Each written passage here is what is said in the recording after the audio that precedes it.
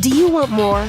More time, more balance, more love, more sex, more money, more real, and less bullshit? This is the Women Wanting More podcast with Dr. Karen Osborne. Real life, real stories, plus real tips to get you more of what you want.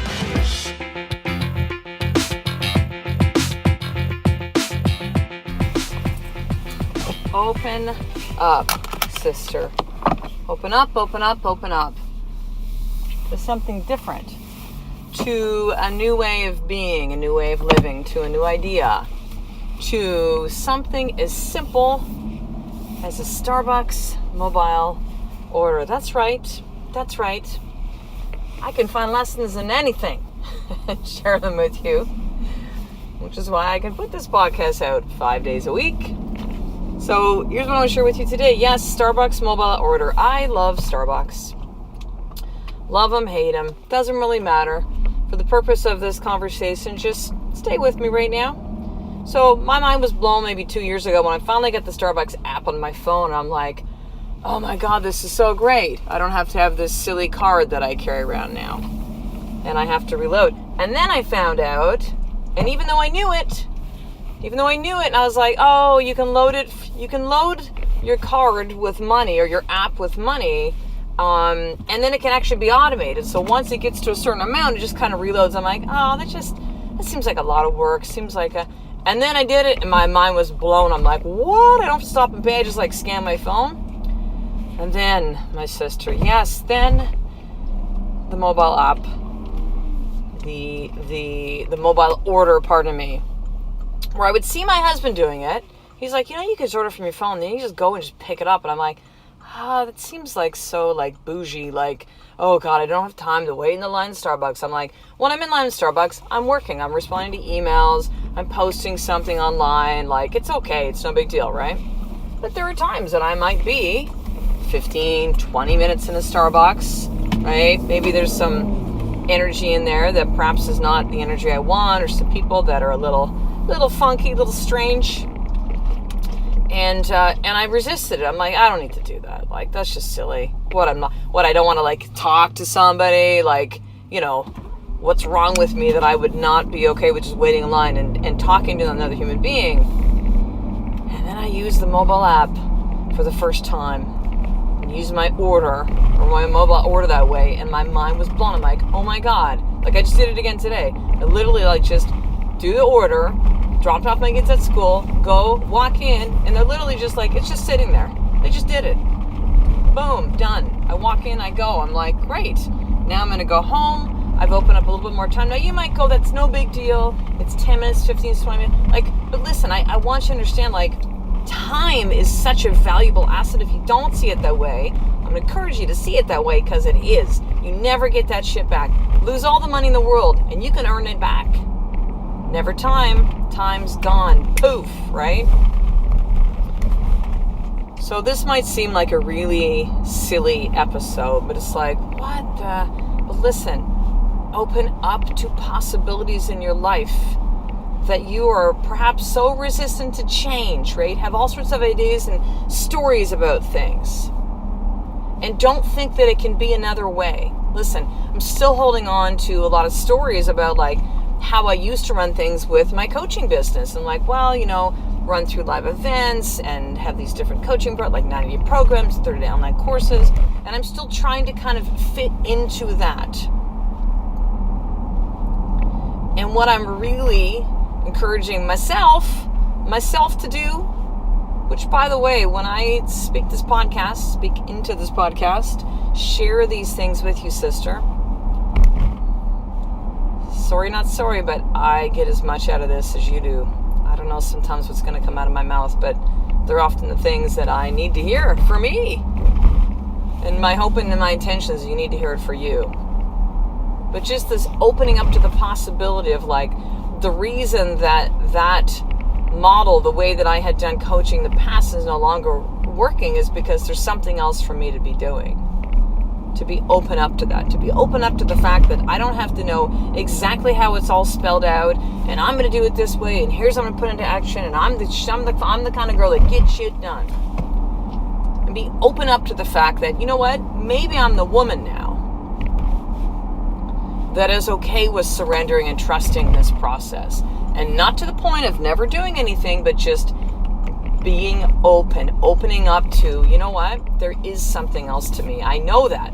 My head gets in the way and goes, nope, but I should set some, hard, fast outcomes and, really focus on this right now. And I need to have deadlines for things. And that is still perhaps quite true. And there's nothing wrong with any of those things. But what I feel inside of my heart, what I feel I'm being guided to do is to continue to be podcasting, writing, until I feel like this writing is done, which kind of feels like in the next week or so.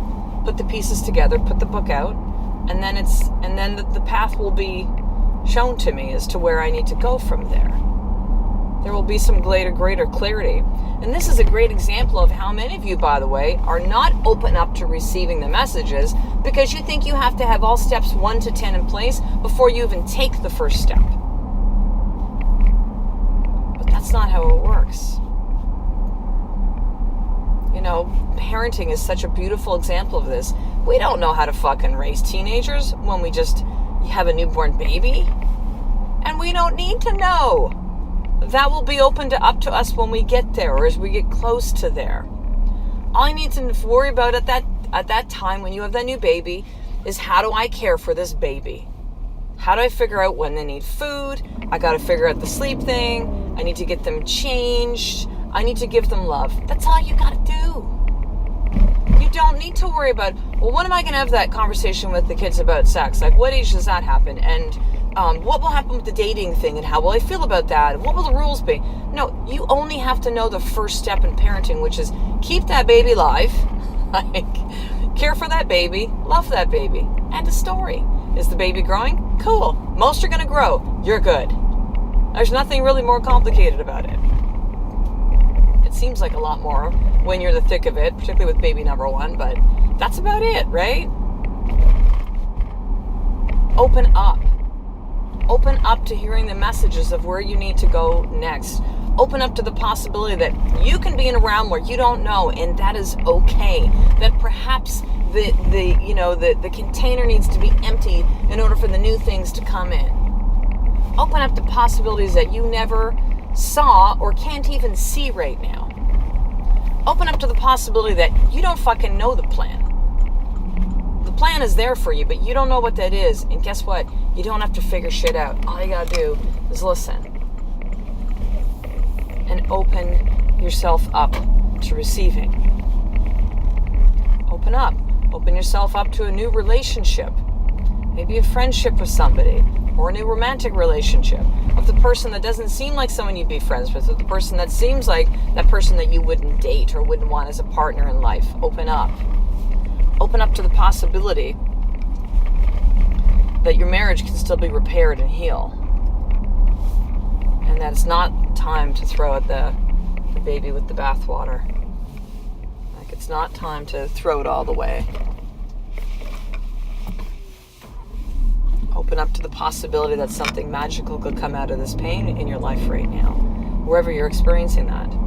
In a relationship, with your kids, in your body someplace. Open up. Open up to listening to where you're being guided by universe, God, whatever flavor fits for you. Higher purpose, source, life. To simply pick up the phone and call that person you keep thinking of, or to walk up to that stranger and say something. You do not know the actions that are happening often, and the plan and the things that are being played out in life for you, for other people, until you open up. Open up. Open up, open up. Open up to the possibility that you don't know it all. Open up to the possibility that you don't need to know it all. Open up. We go through lives so closed off, thick in the stories of not good enough, I can't make this happen, I'm not ready yet, it's not my time, this is not who I am, I can't change, this is how I was raised, and we close ourselves off, and we create this shell of no way in hell these things are possible. We create this, this uniform, this mask, this like armor around us, and are closed off, and our body language is closed off, and we cross our arms and we cross our legs, and we give off this vibe that says, fuck you. And wonder why things aren't happening in our life, and wonder, how come there's other people that I know that things seem to be opening and unfolding for them? They must have a horseshoe up their ass. No, I bet you if anything, they're open. They've opened themselves up for something that they don't know, they can't see, that maybe even doesn't make any sense right now. I mean, that's where I'm right now with this book writing process and trying to figure all that stuff out, and like, how is this all going to work? Like, none of it seems to make any sense right now, because I can't see past. I can see there's been some things that have come to me, but I'm like, and then what? And how is that a business? My business mind starts to spin to that place of, let me put the pieces together. I'll take step one, but then let me take a look to see, where is this going to connect? That's going to then open up this thing. Like, it's a real trust and surrender. It's a real opening up to being divinely guided right now to where I need to go that I've never done before. I mean, I've listened to what I call the voice, what I still call the voice inside. I just think more that that's now God. Whatever works for you, sister, but that's what works for me.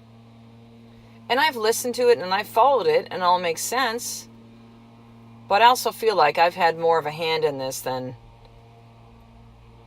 a higher purpose, than a higher source. So it's really up to me. I'm going to listen, then I'm going to take that ball and I'm going to run with it without realizing that the energy in my legs to run that ball is still being guided. And there's a piece of me, and I am choosing and I am moving throughout this, but it's really choosing to open up to something different. So here's my more tip for you today then, sister. Like, where do you need to open up in your life? Maybe it's some of those things that I've mentioned. Where things you feel are happening with purpose in your life. Maybe you need to open yourself up to a different way of seeing your kids. I mean, listen, I'm opening myself up to a different way of maybe having my kids being schooled than where they are right now in traditional public school. I'm opening up to that. Maybe that opening up needs to be to, seeing yourself as beautiful and gorgeous and desirable and sexy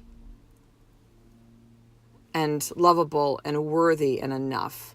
Maybe it comes down to you need to open up to the possibility of a big change in your life that feels so scary. And you don't know how it's going to pan out, but you don't initially just go, nope, can't do that. Boop, move on. Don't want this in my life. Like, this is too much. I'm hearing this voice inside of me saying, do this big thing. And you must have the wrong person because that's not me. Can't do that. Too scary. Just open up to it. Open up. I still remember one last story before we finish up here. I still remember my husband and I, when we tried to conceive for 7.5 years until we were finally became a mommy daddy through adoption. And I remember the conversation maybe 2 years in the process of trying to conceive, of talking about adoption. And we were close. Like, I was close. I'm like, no. I mean, I had a lot of the myths that people do about adopted children. There's going to be baggage. The mom's going to want them back. Like those, old TV movies of the week. Like, there'll be this big dramatic kind of thing. Like, they're going to try to steal the baby. People will judge me. They will judge the kid. Like, it's just, I had all this shit about it. I was not open up at all. And then there became a moment when suddenly I was, and I can't really piece together nor remember what exactly was happening at the time. And it was probably like 2 years after that. And I was open up, and guess what? Shit started to come together. I opened up. I remember then having a conversation, walking our dogs in like a cold winter day where we used to live in St. Albert, Alberta. And coming home that night and just going online and I think I probably just Googled like adoption, Edmonton, which is the city was right next to us, or adoption Alberta. Saw 2 websites. Didn't email. No, I think they didn't have email. That's probably why you had to call them. So called through, knowing they're going to be closed over the weekend, left messages to both. The first one that called me back, I had a really good feeling about, and started the process. And literally, I remember looking at that website on Saturday night. So we had to walk the dogs on that Saturday. Saturday night, we're sitting home, we're watching a movie or something, making dinner, I don't know. So I remember it kind of being later at night. And looking on the website, and just there was an absolute knowing, this is it. I remember showing my husband, oh my God, Ed, you got to take a look at this. I think this is it. And I know that he didn't have the same feeling, because I remember seeing the look in his eyes, okay, all right. We'd already been through so much stuff with infertility and things we've tried, and treatments and procedures and doctor we've seen, and natural stuff and not natural stuff. And we were just, getting a little burnt out at that point. That was maybe year 4 into the 7.5-year journey of it. But it was simply because I decided to open myself up to let me just take a look. Let me research this adoption thing. How does this all work? And what's this all about? And just, I know that I was destined to be Tyson's mom. My husband was destined to be his dad. And the same thing with Kai, with our 2 sons. It never would have happened unless I chose to open up. So where do you need to open up for you, sister? And I'm just going to let you marinate on that one. And that's it. So finishing up, the one call to action, the one thing that I've been having you all do is to make sure to subscribe to the Wanting More newsletter at the end of each podcast. These recent ones. And that's because everything's going to be coming out through the newsletter. Not everybody's on Facebook. Not everybody's on Instagram. You miss some of the podcasts sometimes, right? But we often take a look at our email. And so emails that I send anywhere from 5 to 7 times a week. There'll be blog posts I've written, and absolutely every single one of these podcast episodes, including all the show notes. And so people will say to me oh, what's that? I'll get an email going what's that book that you referenced in podcast episode? Da, da, da. I'm oh my God, I just give them the link to the show notes, right? So you can actually get them in your inbox those 5 days a week. Sometimes I might send them every other day, and I'll send you a link to a couple of them. Plus, I'm going to send you some great video trainings. You're going to get updates on the book as it's starting to come out. Everything's coming together. So head over right now then, sister, to drkarenosborn.com/action guide. So drkarenosborn.com/action guide. And I will get you hooked up on all that today. So I will talk to the next episode, sister. A life of more is one step away from you opening up every single day. I love and appreciate you. To get the show notes of each Women Wanting More episode, including the How to Get More tip, subscribe to the newsletter at drkarenosborn.com/newsletter.